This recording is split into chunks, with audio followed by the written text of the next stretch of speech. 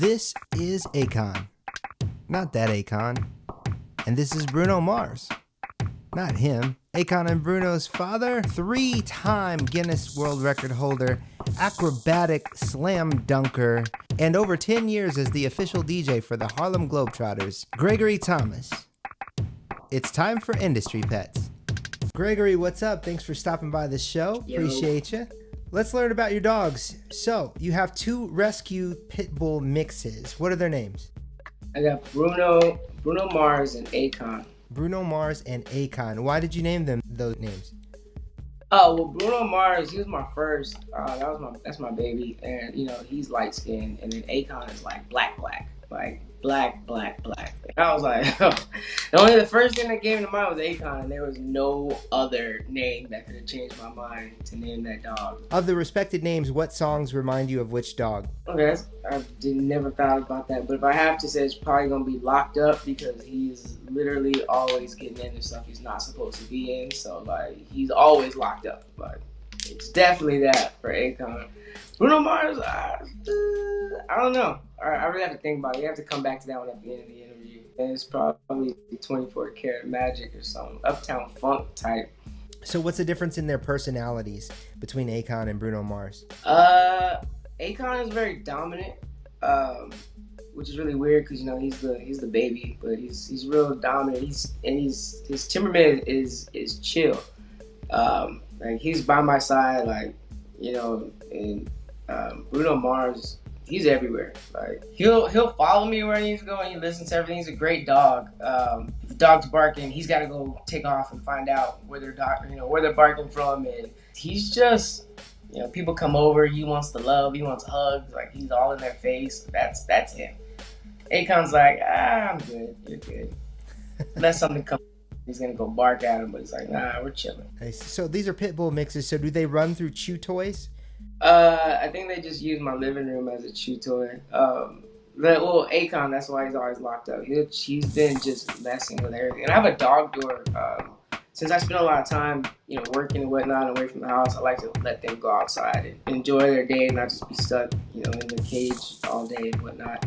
One day I came home and like all the pillows on my couch were like gone. Like, he took the pillows, like drug them through the freaking doggy door and just like tore them up outside. And that's when he just chews on stuff. Yeah. So did they get along right away? Yeah. I mean, to like day one, they were already best friends for sure.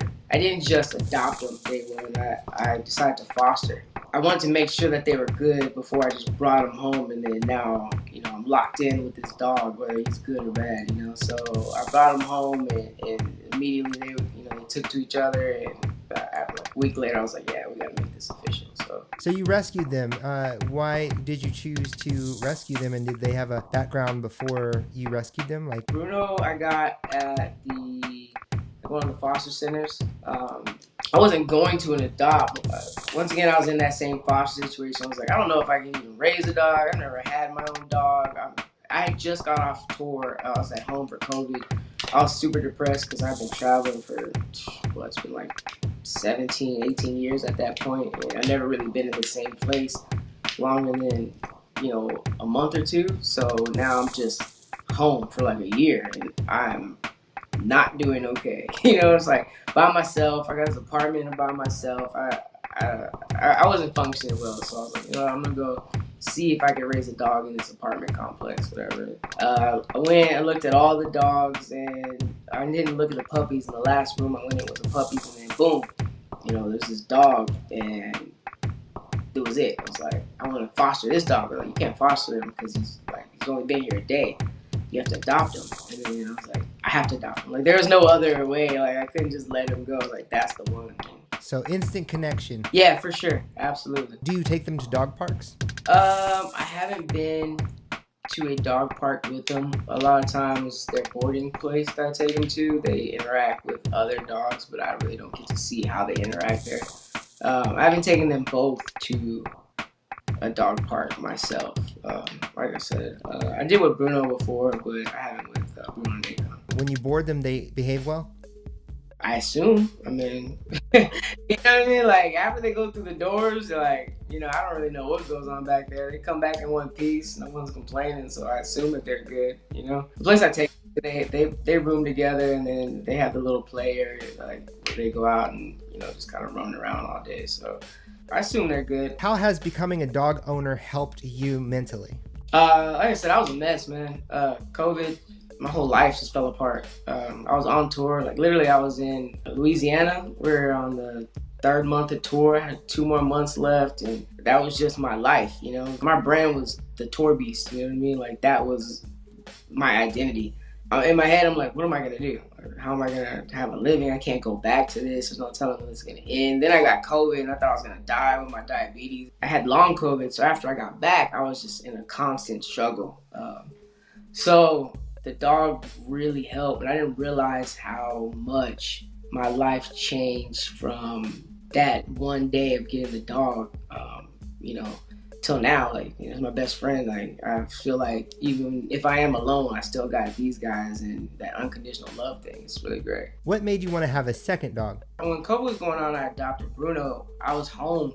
I worked like maybe 8 hours a week. It was just me and him in the apartment, and we were just chilling, and whatever time he needed, I had for him. And as time went on, I bought a house, way bigger house, 3 bedrooms, big yard, and so it's a lot more space. But I started working more. And I got paid for the house, and now I'm working like, DJing 6 days a week, 8 gigs a week, sometimes 10 gigs a week, and I just be away from the house. And he really has that anxiety where he's not doing anything until I come back. He's not eating, he's not drinking, he's just laying down.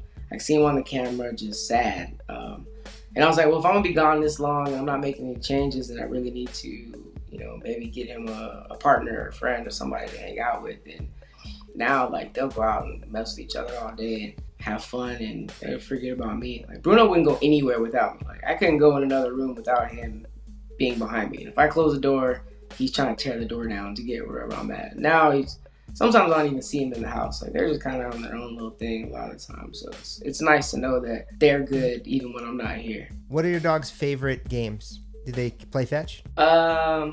Bruno's great at fetch.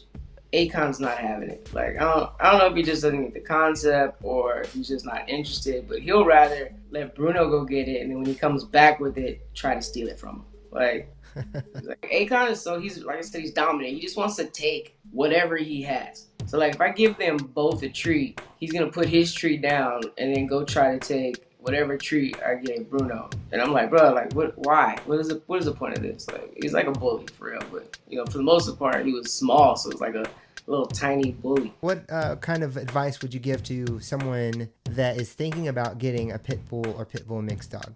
I mean, pit bulls they can be intimidating, but one thing that I really realized, it's really how you raise these puppies, man. Like, a dog is just like a person. Like, if you raise this person in a bad environment, and they're gonna come out aggressive and whatnot, and you don't know what you get. I love these dogs. I baby these dogs and take care of them, and they do not ever act any aggressive way towards anybody. Now, they might bark their head off at somebody, but they're protectors. You know what I mean? Like, they're not out here, running at people and trying to eat them. So, I mean, I say if you want to get one, you just raise it right. And, your dog's going to love you and definitely will protect you. Protect your home if that's what you think, a dog for. If your dogs could say something to you now, what would they say? Bruno would probably say, where the food at? No matter where I'm at, he's just staring at me, just dead eye to eye, just the entire time. Like, no matter what it doesn't even matter. I don't even know what Akon was saying to me. I thought he was a devil dog for a while, you know what I mean? He has these black piercing eyes, he's all black, and he's just like, when he looks at me, I'm like, this dog is gonna eat me one day. That's what I was thinking in my head. When he like started chewing up my Jordans, that it was the 11s too. So I'm like, bro, the whole back end of my 11s were torn up because of this dog. Like, have they ever chewed up anything priceless? I don't really like looking up a lot of material things like that. You know what I mean? Like, it's not that serious. And it's a dog, so I don't think I really ever like, oh my God, what am I gonna do? There's definitely some times I thought I'm gonna put him outside with a sign, but the punishment sign. One of my water hose valves has like a arm, so he'll knock the arm up, and then all the water has just been running for like 10 hours. So my whole backyard is just like one big mud pit, right? So then I have a doggy door. And then now they come inside the house with the mud, and it's like Calvin and Hobbes, the comic, when you would see all the steps, path that they took. Like I could see everything, and the dog was on the couch, on the carpet, like everywhere in the house. It's just mud trails, like, and now there's 2 of them, so it's crazy. But you know what's funny is no matter how stressful of an act they do, we love them no matter what, right? Yeah, for sure. That's what my baby's like, for real. Thanks for joining us. Tell everybody what you got going on and where they can catch you. Man, I have so much going on. If you're in San Antonio, I'm DJing like 6 days a week. You check me out at DJ Gregory Thomas on everything: Twitter, Instagram, MySpace, Snapchat, all that stuff.